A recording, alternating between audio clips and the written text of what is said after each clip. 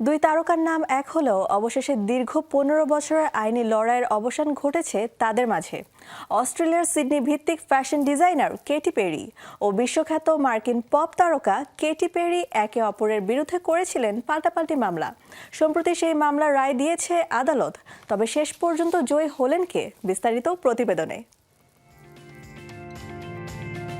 দীর্ঘ ১৫ বছরের আইনি লড়াইয়ের অবসান ঘটেছে অস্ট্রেলিয়ার সিডনি ভিত্তিক ফ্যাশন ডিজাইনার কেটি পেরি ও বিশ্বখ্যাত মার্কিন পপ তারকা কেটি পেরি।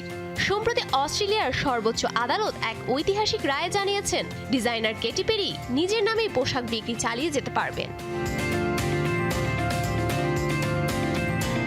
ক্ষুদ্র ব্যবসায়ী টেইলরের জন্য এটি বিশাল একটি জয় হিসেবে দেখা হচ্ছে, যিনি দীর্ঘ ১.৫ দশক ধরে পপ তারকার বিশাল আইনি টিমের বিরুদ্ধে লড়াই চালিয়েছেন। এই আইনি যুদ্ধের সূত্রপাত হয় ২০০৯ সালে। কেটি টেইলর যখন তার নিজস্ব ফ্যাশন ব্র্যান্ড কেটি পেরি চালু করার মাত্র ২ বছর পার করেছেন, ঠিক তখনই বিশ্বজুড়ে খ্যাতি পেতে শুরু করেন গায়িকা কেটি পেরি। গায়িকার আইনজীবীরা তখন টেইলরকে একটি আইনি নোটিশ পাঠিয়ে তার ব্র্যান্ডের নাম পরিবর্তন ও পোশাক বিক্রি বন্ধের নির্দেশ দেন। টেইলর সেই সময়কার স্মৃতিচারণ করে জানান, নোটিশটি দেখে কান্নায় ভেঙে পড়েছিলেন তিনি, কারণ নিজের নাম ব্যবহার ছাড়া কোনো ভুল করেননি। পরে ২০১৯ সালে ডিজাইনার টেইলর গায়িকা কেটির বিরুদ্ধে ট্রেডমার্ক লঙ্ঘনের মামলা করেন।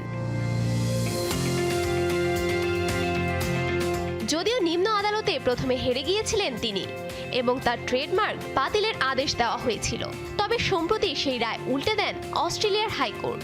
আদালত পর্যবেক্ষণে জানান, নিজের নামে পোশাক ব্র্যান্ড চালানো কোনোভাবেই জালিয়াতি বা বিভ্রান্তি সৃষ্টির চেষ্টা নয়।